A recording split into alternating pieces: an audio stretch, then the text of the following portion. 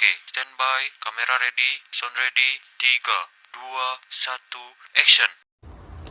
Assalamualaikum warahmatullahi wabarakatuh. Perkenalkan, nama saya Naila Safitri Nasrun. Pada video kali ini, saya bersama rekan-rekan saya, Fahrul dan Helena, akan menjelaskan terkait objek pajak pertama nilai atau PPN secara ringkas dan komprehensif. Secara umum, PPN ini adalah pajak yang dikenakan atas barang dan jasa yang terjadi di wilayah Indonesia.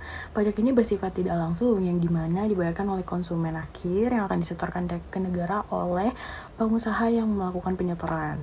Dasar hukum mengenai pengenaan PPN ini dituliskan atau diatur dalam Undang-Undang Nomor 8 Tahun 1983 tentang PPN, dan yang terakhir direvisi itu di tahun 2021 UU HPP dengan tarif umumnya itu sebesar 11%.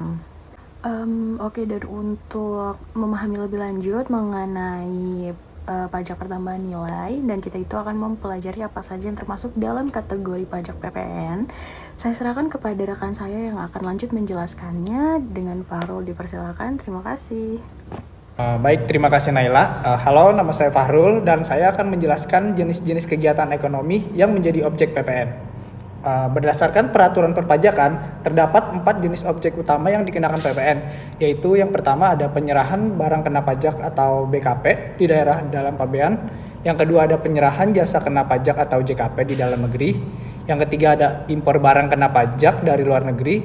Keempat ada pemanfaatan jasa kena pajak dari luar negeri maupun di dalam negeri. Untuk selanjutnya, misalnya saat sebuah perusahaan menjual laptop, maka itu merupakan penyerahan BKP. Jika perusahaan menggunakan jasa desain dari luar negeri, maka itu masuk dalam pemanfaatan JKP dari luar negeri. Namun demikian, tidak semua kegiatan dikenai PPN.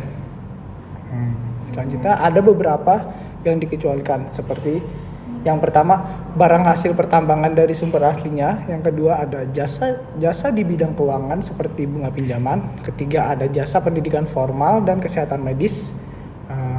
Pengecualian ini diberikan karena sifatnya yang strategis atau karena telah dikenakan pajak. Untuk selanjutnya akan dijelaskan oleh Helena.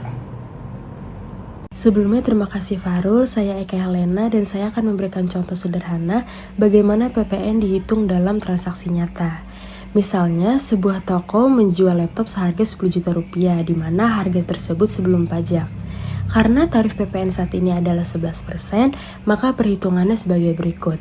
PPN keluaran yang harus ditanggung konsumen yaitu 11% dikali dengan 10 juta rupiah, di mana mendapat hasil 1.100.000 rupiah. Harga total yang dibayar konsumen yaitu 10 juta ditambah dengan 1.100.000 yaitu 11.100.000 rupiah. Dalam hal ini, PPN keluar sebesar 1.100.000 harus disetorkan toko ke negara sebagai bagian dari kewajiban perpajakan atas penerbitan e-faktur. Dalam praktik perusahaan, perhitungan bisa lebih kompleks karena melibatkan PPN masukan bagi pihak toko dan PPN keluaran bagi pihak konsumen. Namun, contoh ini cukup untuk memahami dasarnya. Demikian penjelasan kami mengenai objek PPN, mulai dari pengertian, jenis kegiatan yang dikenakan, pengecualian, hingga contoh perhitungannya. Semoga video ini bermanfaat dan dapat menambah pemahaman kita semua terkait perpajakan di Indonesia. Wassalamualaikum warahmatullahi wabarakatuh. Terima kasih.